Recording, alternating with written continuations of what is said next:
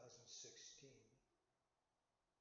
some months before the bag was stolen, a Jocaine from, this is the day after we had breakfast, we were at the Garris Hostel, he told me, he wrote down the proper pronunciation of his name,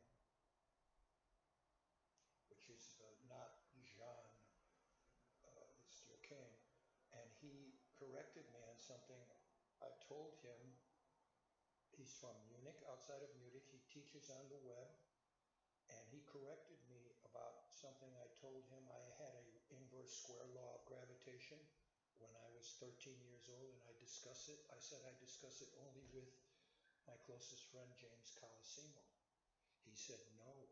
He said no. He said and what he said basically was, you also discuss it with Richard Page. Richard Page is in Memoirs of a Child Prodigy. We did free fall experiments in an elevator in Chicago from the Prudential building. We did free fall experiments. That's in Memoirs of a Child Prodigy.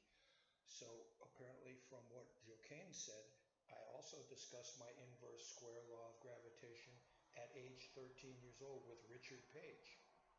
And his exact words, he said that it's already been checked. He said, it's like the Bible. Like the Bible. I later told this to Aidan Susskind, and he said, yeah. Okay, so that's what I'll put on there now. And then they can check with Jocaine. He told me where he lives about 60 kilometers outside of Munich, and he teaches on the web. Teaches languages. Really pretty good. So that adds to the importance of what's in the bag.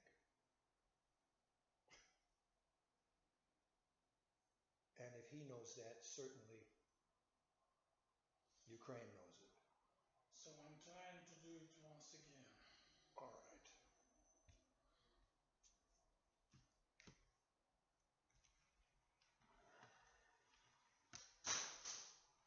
That's all right. Spectacles. Okay. Алло, здравствуйте, Наталья Ивановна. Это вас хочет видеть гражданин США Тимоти Крайер. Он пострадавший, проходит по делу, уголовное дело у вас в производстве находится. Как мы можем быть с вами встретиться?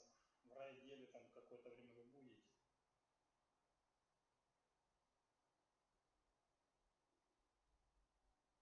То есть можно будет 4 часа подойти, да?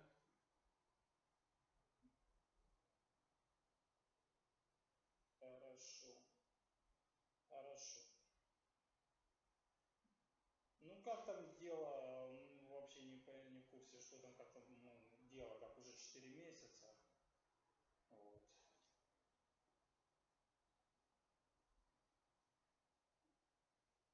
Ну там кража вещей из хостела.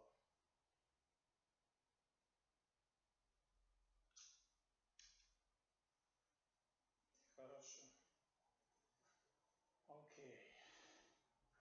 She said that maybe she will be at the police department at 4 p.m. Today, but beforehand I have to call her again. If she will be, we'll come to visit her. Okay. Wow, that is enormous progress. And I have to say, I mean, sleeping on it overnight, I woke up thinking, if you hadn't been so persistent, anybody else, in my opinion, 90%, more than 90% of people at the police station would have, you called so many times to connect, so many different numbers, they would have just said, look, we can't do it, it can't be done. You didn't give up. That's so important. Now I have to leave hostel for hours. But at 3:30 p.m. I'll be here. All right. I will call her again. If she will be at the station, we'll go there. All right. Thank you, sir.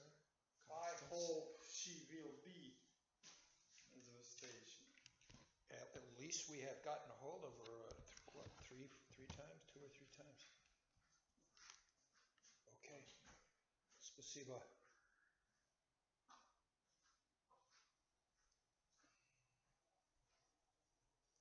It is my great pleasure to welcome you to the second of Lenny Suskind's 3 messenger lectures. Based on the number of people who stepped up to us and introduced themselves to Lenny and tell him how thrilled they are to meet him in person, ignoring me, I think I need an introduction more than he does. So,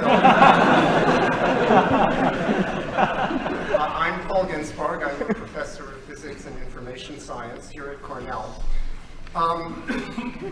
And I'll say a few words about this particular lecture series and then give a short introduction to Lenny. So Cornell's messenger lectures were established in 1924. Oh, can I ask you to call me by my actual given name, Leonardo?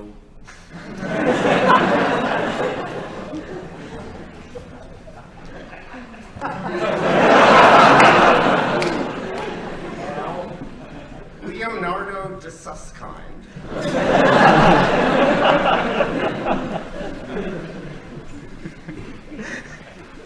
By a gift from Dr. Hiram de Messenger, Dr. Hiram Messenger, a Cornell graduate of 1880 and a longtime teacher of mathematics.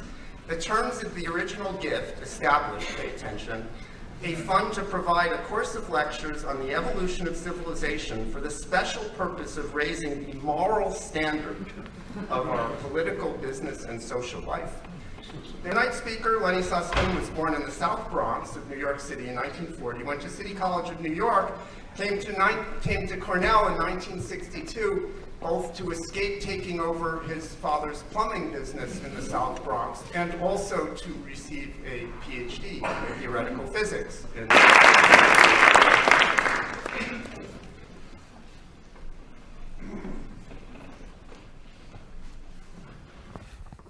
All right, I have a couple of things to say before I start. The first thing I want you to know is that I actually did bring a jacket and tie to Ithaca with me.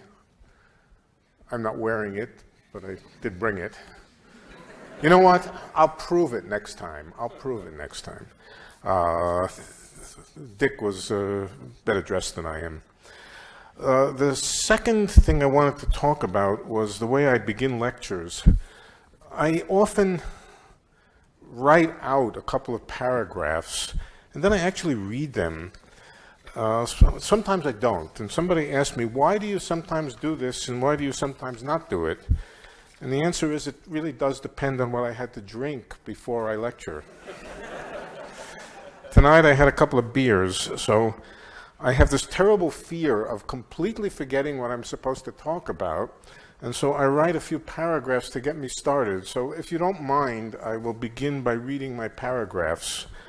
But even before that, I want to second the thing that Dick said.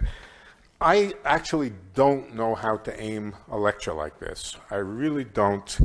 I have the feeling that, that my problem is similar to our President Obama's. Anything I say will leave almost everybody dissatisfied. But here goes. Quantum mechanics is confusing.